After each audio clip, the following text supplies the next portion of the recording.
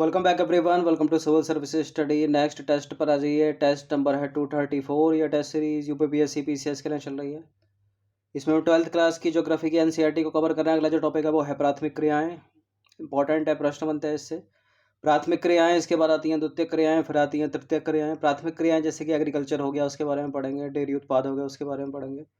जो द्वितीयक क्रियाएं होती हैं उसमें विनिर्माण के बारे में पढ़ना है। जो तृतीयक क्रियाएं होती हैं उसमें सेवा क्षेत्र, जैसे कि डॉक्टर की सेवा इत्यादि। तो चलिए स्टार्ट करते हैं। पीसीएस में प्रश्न बनते हैं इससे। तो पहला प्रश्न है, निम्नलिखित कथनों पर विचार करेंगे। 3 कथन है, यहाँ पर कौन सा इसमें गलत होगा। मिश्रित कृषि विश्व के अल्प विकसित भागों में की जाती है और विस्तृत वाणिज्य के मुख्य क्षेत्र यूरोपीय के स्टेपीज, उत्तरी अमेरिका के प्रेरीज व अर्जेंटीना के पंपास क्षेत्र हैं। चारे की फसलें मिश्रित कृषि की प्रमुख घटक हैं। कौन सा इसमें गलत है बताना है। चारे की फसलें मिश्रित कृषि की मुख्य घटक हैं, ये तो ठीक है। और विस्तृत वाणिज्य के मुख्य क्षेत्र यूरोपीय के स्टेपीज, उत्तरी अमेरिका के प्रेरीज, अर्जेंटीना के पास है, ये भी ठीक है। जो मिश्रित कृषि है वो विश्व के अल्प विकसित भागों में नहीं बल्कि अत्यधिक विकसित भागों में की जाती है। गलत है पहला। तो पहला वाला ही आंसर हो जाएगा इसका, सी है इसका आंसर, क्योंकि गलत है वो। तो मिश्रित कृषि विश्व के अल्प विकसित नहीं बल्कि अत्यधिक विकसित भागों में की जाती है, पहला वाला गलत है। और इस कृषि का जो विस्तार है वो उत्तरी पश्चिमी यूरोप, उत्तरी अमेरिका के पूर्वी भाग, यूरेशिया के कुछ भाग और दक्षिणी महाद्वीपों के समशीतोष्ण अक्षांश वाले भागों में है। मिश्रित कृषि में खेतों का आकार मध्य होता है और इसमें बोई जाने वाली कृषि या फसलें जो हैं वो गेहूं हो गई, राई हो गई, मक्का, चारे की फसल और कंदमूल प्रमुख हैं। चारे की फसलें मिश्रित कृषि के मुख्य घटक हैं और फसल उत्पादन एवं पशुपालन दोनों को इसमें समान महत्व दिया जाता है। और फसलों के साथ पशुधन जैसे कि मवेशी हो गए, भेड़ हो गए, सुअर और कुक्कुर आय के मुख्य स्रोत हैं। इन सभी टेस्ट का फुल टेस्ट पीडीएफ सीरीज प्राप्त कर सकते हैं नंबर पर कॉल या व्हाट्सएप करके। बाकी सब्सक्राइब रखेगा सिविल सर्विस स्टडी चैनल को। दूसरा प्रश्न है, निम्नलिखित में से कौन सी एक एकल कृषि नहीं है। डेयरी कृषि, रोपण कृषि, सामूहिक कृषि, मिश्रित कृषि। एकल कृषि तो मिश्रित कृषि ही नहीं है, इसमें डी है इसका आंसर। देखिए, मिश्रित कृषि के अंतर्गत एक साथ एक से अधिक फसलों की कृषि की जाती है, जबकि डेयरी कृषि, रोपण कृषि, सामूहिक कृषि में एकल कृषि की जाती है। रोपण यानी प्लांटिंग एग्रीकल्चर। तीसरा प्रश्न है, निम्नलिखित देशों में से किसमें वाणिज्य अनाज की कृषि नहीं की जाती है। वाणिज्य अनाज की कृषि नहीं की जाती। जहां जहां की जाती है, दक्षिण अफ्रीका के बेल्ट्स में की जाती है, ऑस्ट्रेलिया के डाउन्स में की जाती है, अमेजन बेसिन में नहीं की जाती, न्यूजीलैंड के कैंटरबरी में की जाती है। तो विस्तृत वाणिज्य अनाज कृषि मध्य अक्षांशों के आंतरिक शुष्क प्रदेशों में की जाती है। अमेजन प्रदेश वाणिज्यिक कृषि के लिए उपयुक्त नहीं है। वाणिज्य अनाज कृषि के क्षेत्र यूरेशिया के स्टेपीज, उत्तरी अमेरिका के प्रेरीज, अर्जेंटीना के पंपास, दक्षिण अफ्रीका के बेल्ट और ऑस्ट्रेलिया के डाउन्स एवं न्यूजीलैंड के कैंटरबरी के मैदान हैं। और ये सारे घास के मैदान है। ये भी पूछा जाता है कि बेल्ट्स कहाँ का है, दक्षिण अफ्रीका का, डाउन्स कहाँ का, ऑस्ट्रेलिया का, कैंटरबरी कहाँ का, न्यूजीलैंड का, पंपास कहाँ का, अर्जेंटीना का, प्रेरीज कहाँ का, उत्तरी अमेरिका का, और स्टेपीज कहाँ का, यूरोप और एशिया का। इंपॉर्टेंट है। कुछ गले में मेरे दिक्कत है इसलिए आवाज ऊपर नीचे हो सकती है। कोल खहोज का संबंध निम्नलिखित में से किस प्रकार की कृषि से है। कोल खहोज का संबंध है सामूहिक कृषि से। तो इसका आंसर हो जाएगा ऑप्शन नंबर सी, कोलक खोज। देखिए, सामूहिक कृषि जो है वो पहले रूस जो था वो सोवियत संघ था ना, पूर्व सोवियत संघ की समाजवादी सरकार द्वारा प्रारंभ की गई थी जो सामूहिक कृषि है। इसके बाद अन्य समाजवादी देशों ने भी इसको अपनाया। कोल खहोज का संबंध सामूहिक कृषि से है और सोवियत संघ में सामूहिक कृषि को कोलक खोज नाम दिया गया। सामूहिक कृषि का आधारभूत सिद्धांत यह होता है कि इसमें उत्पादन के साधनों का स्वामित्व संपूर्ण समाज एवं सामूहिक श्रम पर आधारित होता है। तो कृषि का यह प्रकार पूर्व सोवियत संघ में प्रारंभ हुआ था, जहां कृषि की दशा सुधारने में, उत्पादन में वृद्धि व आत्मनिर्भरता प्राप्ति के लिए सामूहिक कृषि प्रारंभ की गई। क्वेश्चन नंबर 5 पर आज ये निम्नलिखित कथनों पर विचार करेंगे। दो कथन है यहाँ पर, कौन सा इसमें सही होगा? आदिकालीन निर्वाह कृषि कर्तन एवं दहन कृषि कहलाती है और सहकारी कृषि में व्यक्तिगत फार्म अक्षुण्ण रहते हुए सहकारी रूप से कृषि की जाती है। आदिकालीन निर्वाह कृषि, इसको स्थानांतरित कृषि भी कहते हैं। पहला भी सही है यहाँ पर, दूसरा भी सही है, दोनों के दोनों करेक्ट है इसका आंसर।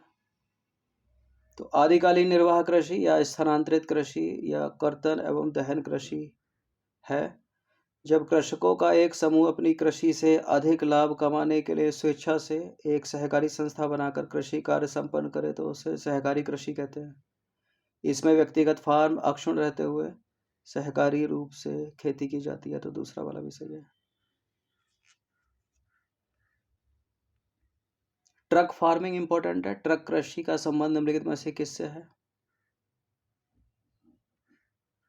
बढ़िया प्रश्न है, इंपॉर्टेंट है। देखिए ट्रक फार्मिंग, इसमें कभी कभी ऐसा भी ऑप्शन दे देते हैं, ट्रकों में भरकर जो है खेती की जाती है, या फिर इस तरह से ऑप्शन वो गलत रहता है। ट्रक फार्मिंग का मतलब है केवल सब्जियों का उत्पादन करने वाले प्रदेश। ऑप्शन नंबर डी है इसका आंसर। तो जिन प्रदेशों में कृषक केवल सब्जियां पैदा करते हैं वहां इसके ट्रक कृषि का नाम दिया जाता है। वहां इसे ट्रक फार्म एवं बाजार के मध्य की दूरी जो एक ट्रक रात भर में तय करता है, उसी आधार पर इसका नाम जो है वो ट्रक कृषि रखा गया है। और यह बाजार के लिए सब्जी खेती एवं उत्पादन कृषि के अंतर्गत आता है। ठीक है। और इस प्रकार की कृषि उत्तर पश्चिमी यूरोप, संयुक्त राज्य अमेरिका के उत्तर पूर्वी भाग एवं भूमध्य सागरीय प्रदेश में अधिक विकसित है, जहां औद्योगिक क्षेत्रों में जनसंख्या घनत्व अधिक है। तो ऐसा ऑप्शन दे देते हैं इसमें कि ट्रकों के माध्यम से खेती की जाती है, लेकिन जो सबसे अच्छा उत्तर रहता है उसमें वो ये वही रहता है कि सब्जियों का उत्पादन करने वाले प्रदेश या फिर सब्जियों की खेती से संबंधित। क्वेश्चन नंबर 7 पर आ जाइए। निम्नलिखित कथनों पर विचार करेंगे। दो कथन है यहाँ पर, कौन सा इसमें सही होगा? प्राथमिक क्रियाएं प्रत्यक्ष रूप से पर्यावरण पर निर्भर हैं। द्वितीयक क्रियाओं के अंतर्गत परिवहन एवं अन्य क्षेत्र शामिल हैं। देखिए द्वितीयक क्रियाओं में आता है विनिर्माण, परिवहन एवं अन्य क्षेत्र। तो तृतीयक क्रियाओं में आ गए तो गलत है, दूसरा वाला, केवल पहला वाला ही सही है। तो मानव के वे क्रियाकलाप जिनसे आय प्राप्त होती है उन्हें आर्थिक क्रिया कहा जाता है। आर्थिक क्रियाओं को 4 वर्गों में विभाजित किया गया है: प्राथमिक, द्वितीयक, तृतीयक और चतुर्थक क्रियाएं।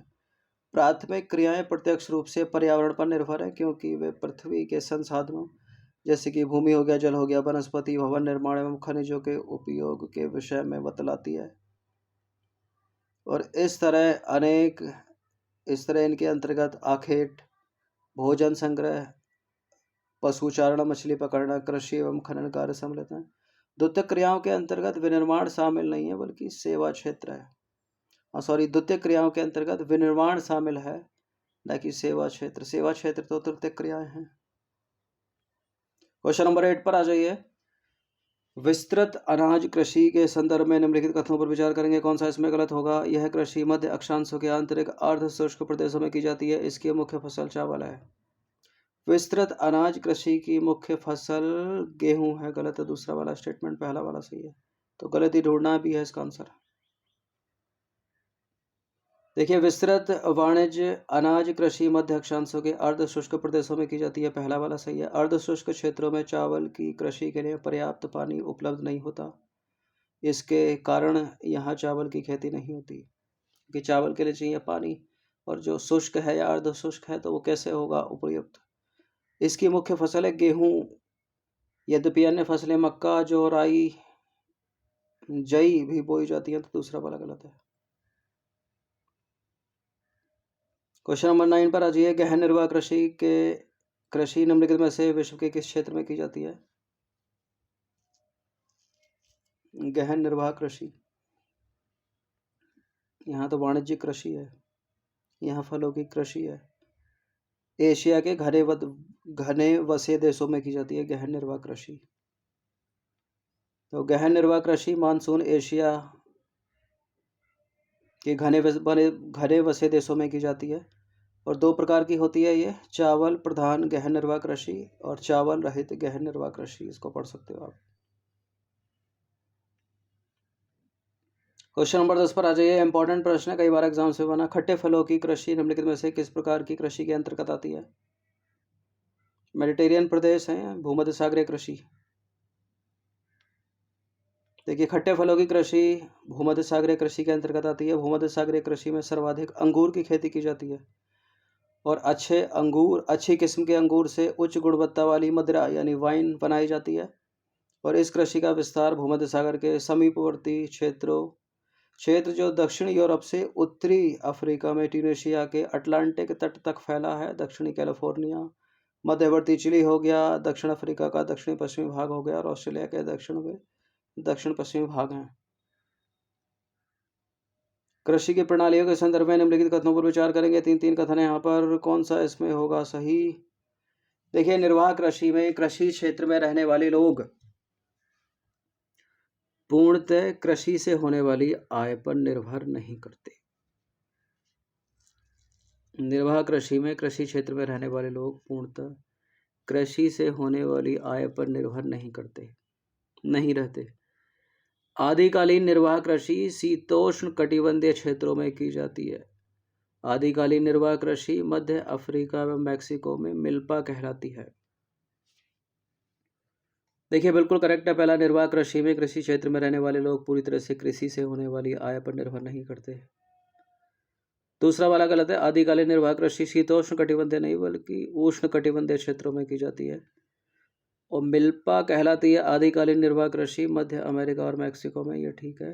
तो 1 और 3 यहाँ पर हो गया सी। देखिए, निर्वाह कृषि में कृषि क्षेत्र में रहने वाले पूर्णतः कृषि पर निर्भर नहीं करते, तो पहला सही है। वे स्थानीय उत्पादों का संपूर्ण अथवा लगभग उपयोग करते हैं। और इसको दो भागों में बांटा गया है, आदिकालीन निर्वाह कृषि जिसको स्थानांतरित कृषि भी कहा जाता है, दूसरी गहन निर्वाह कृषि। आदिकालीन निर्वाह कृषि शीतोष्ण नहीं बल्कि उष्ण कटिबंधीय क्षेत्रों में की जाती है। यहाँ आदिम जाति के लोग यह कृषि करते हैं और इसका जो क्षेत्र है वो अफ्रीका, दक्षिण एवं मध्य अमेरिका का उष्ण कटिबंधीय भाग एवं दक्षिण पूर्वी एशिया है। तो शीतोष्ण नहीं बल्कि उष्ण कटिबंधीय क्षेत्र है, इसलिए दूसरा वाला गलत है। वहाँ पर उष्ण कटिबंधीय क्षेत्रों में इसे अलग अलग नामों से जाना जाता है जो निम्नलिखित है। जैसे कि भारत की बात करें तो भारत के उत्तर पूर्वी क्षेत्रों में यानी नॉर्थ ईस्ट में इसको झूमिंग कहा जाता है, झूमिंग कृषि। मध्य अमेरिका और मैक्सिको में इसको मिल्पा कहा जाता है और मलेशिया और इंडोनेशिया में इसको लादांग कहा जाता है। तो तीसरा वाला सही है, ये यहाँ आना चाहिए। डेयरी फार्मिंग या डेयरी कृषि के संदर्भ में 3 कथन है यहाँ पर, कौन सा इसमें सही होगा? डेयरी कृषि का कार्य नगरीय एवं औद्योगिक केंद्रों के समीप किया जाता है। इसमें अधिक पूंजी की आवश्यकता नहीं होती। वाणिज्य डेयरी कृषि का सबसे बड़ा प्रदेश उत्तर पश्चिमी यूरोप का क्षेत्र है। अधिक पूंजी चाहिए डेयरी फार्मिंग करने के लिए, गलत है दूसरा वाला स्टेटमेंट। जहाँ जहाँ 2 है उसको हटा दो, पहला और तीसरा सही है।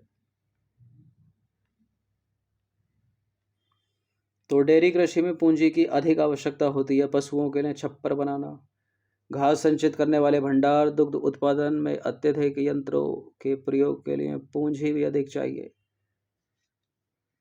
तो गलत हो गया दूसरा स्टेटमेंट। डेयरी कृषि का कार्य नगरीय एवं औद्योगिक केंद्रों के समीप किया जाता है क्योंकि ये क्षेत्र ताजा दूध और अन्य डेयरी उत्पाद के अच्छे बाजार होते हैं।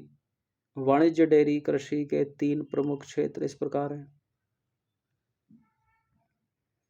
सबसे बड़ा प्रदेश उत्तर पश्चिमी यूरोप का क्षेत्र, दूसरा है कनाडा, तीसरा है न्यूजीलैंड, दक्षिणी पूर्वी ऑस्ट्रेलिया और तस्मानिया। क्वेश्चन नंबर 13 पर आ जाइए। 13वां प्रश्न है 3 कथन वाला और कौन सा इसमें गलत होगा? भारत में सिंधु गंगा मैदान के पश्चिमी भाग में मुख्यतः चावल की खेती की जाती है। रोपण कृषि का विकास औपनिवेशिक समूहों द्वारा किया गया था। रोपण कृषि में किसी एक फसल के उत्पादन पर ही संकेंद्रण किया जाता है। मैपिंग बड़ी जरूरी है। देखिए, पहला स्टेटमेंट बोल रहा है भारत में सिंधु गंगा मैदान के पश्चिमी भाग में मुख्यतः चावल की खेती की जाती है। सिंधु गंगा मैदान बोल दिया, ऊपर से पश्चिमी भाग बोल दिया उसने, ये वाला भाग। ठीक है, अगर ये ब्रह्मपुत्र गंगा बोल देता ये वाला तो ये तो चावल की खेती में सही होता है, लेकिन यहाँ तो गेहूं की खेती की जाती है। तो गलत है पहला वाला स्टेटमेंट, दूसरा और तीसरा सही है यहाँ पर। तो गलत ही अपने को बताना है, पहला वाला गलत है। तो भारत में सिंधु गंगा के मैदान के पश्चिमी भाग में मुख्यतः गेहूं की खेती की जाती है, ना कि चावल की। तो गलत है पहला स्टेटमेंट, दूसरा तीसरा सही है। दूसरे में क्या है, रोपण कृषि का विकास औपनिवेशिक समूहों द्वारा किया गया था। रोपण कृषि में किसी एक फसल के उत्पादन पर ही संकेंद्रण किया जाता है। क्वेश्चन नंबर 14 पर आ जाइए। निम्नलिखित में से कौन सी रोपण फसल नहीं है? रोपण कृषि में किसी एक फसल के उत्पादन पर भी संकेंद्रण किया जाता है, मतलब जैसे कि चाय चाय उगा लो, जूट जूट उगा लो, कॉफ़ी कॉफ़ी, इस तरह से मिक्स नहीं करते। केला रोपण है यहाँ पर, रबर रोपण है, कॉफ़ी रोपण है, मक्का खरीफ की फसल है। तो रोपण कृषि या प्लांटिंग एग्रीकल्चर के अंतर्गत चाय, कॉफ़ी, रबर, कपास, गन्ना, केले और अनानास की पौध लगाई जाती है। मक्का रोपण फसल नहीं है, खरीफ की फसल है मक्का। तो सी वाला स्टेटमेंट। कपास और गन्ना भी रोपण है। देखिए, रोपण कृषि की प्रमुख विशेषता यह है कि इसमें कृषि क्षेत्र का आकार बहुत विस्तृत होता है। इसमें अधिक पूंजी निवेश, उच्च प्रबंधन एवं तकनीकी आधार एवं वैज्ञानिक विधियों का प्रयोग किया जाता है। क्वेश्चन नंबर 15 पर आ जाइए। पशुचारण के संबंध में निम्नलिखित कथनों पर विचार करेंगे, कौन सा इसमें गलत होगा? चलवासी पशुचारण के अंतर्गत पशुचारक ऋतु प्रवास करते हैं। वाणिज्य पशुधन पालन के अंतर्गत केवल एक ही प्रकार के पशु पाले जाते हैं क्या? चलवासी पशुचारण वाणिज्य पशुधन की अपेक्षा अधिक व्यवस्थित व पूंजी प्रधान है क्या? देखिए, तीसरे में तो उल्टा लिखा है। वाणिज्य पशुधन अत्यधिक व्यवस्थित और पूंजी प्रधान है चलवासी पशुचारण की अपेक्षा। गलत है तीसरा वाला। वाणिज्य पशुधन पालन के अंतर्गत केवल एक ही प्रकार के पशु पाले जाते हैं। ये बात देखने में सुनने में गलत लग रही होगी, लेकिन ये ठीक है। ठीक है, एक ही प्रकार के पशु पाले जाते हैं, जैसे घोड़े घोड़े पाल लो, भेड़ भेड़ पाल लो, बकरी बकरी पाल लो। चलवासी पशुचारण के अंतर्गत पशुचारक ऋतु प्रवास करते हैं। ठीक है, तो पहला ठीक है, दूसरा ठीक है। इनकरेक्ट कौन सा है इसमें? इनकरेक्ट है केवल 3। देखिए, चलवासी पशुचारण एक प्राचीन जीवन निर्वाह व्यवस्था रही है, जिसमें पशुचारक अपने भोजन के लिए, वस्त्र के लिए, शरण के लिए, औजार के लिए, यातायात के लिए पशुओं पर ही निर्भर रहते हैं। वे अपने पालतू पशुओं के साथ पानी एवं चारागाह की उपलब्धता एवं गुणवत्ता के अनुसार एक स्थान से दूसरे स्थान पर स्थानांतरित होते रहते हैं। इस प्रकार चलवासी पशुचारण व्यवस्थित एवं पूंजी प्रधान नहीं है। तो तीसरा वाला स्टेटमेंट गलत है। चलवासी पशुचारण की अपेक्षा वाणिज्य पशुधन पालन अत्यधिक व्यवस्थित एवं पूंजी प्रधान है। वाणिज्य पशुधन पालन पश्चिमी संस्कृति से प्रभावित है एवं फार्म भी स्थायी होते हैं। वाणिज्य पशुधन पालन एक विशिष्ट गतिविधि है जिसमें केवल एक ही प्रकार के पशु पाले जाते हैं। प्रमुख पशुओं में भेड़, बकरी, गाय, बैल, घोड़े हैं। तो दूसरा और पहला स्टेटमेंट सही है, तीसरा वाला गलत है। तो 12th क्लास की एनसीईआरटी का एक और टॉपिक कवर हो गया। टॉपिक का नाम था प्राथमिक क्रियाएं, यानी प्राइमरी सेक्टर। इंपॉर्टेंट प्रश्न बनते हैं। इसके बाद द्वितीयक सेक्टर, फिर टर्शरी यानी तृतीयक सेक्टर को कवर करेंगे। हर दिन प्रैक्टिस करते रहिएगा। धन्यवाद। दूसरे स्टेट के पीसीएस के लिए भी इंपॉर्टेंट है सीरीज, जैसे कि बीपीएससी होने वाला है। 30 सितंबर को था, लेकिन अब नवंबर में चला गया है, क्योंकि जीएस सेम ही रहती है।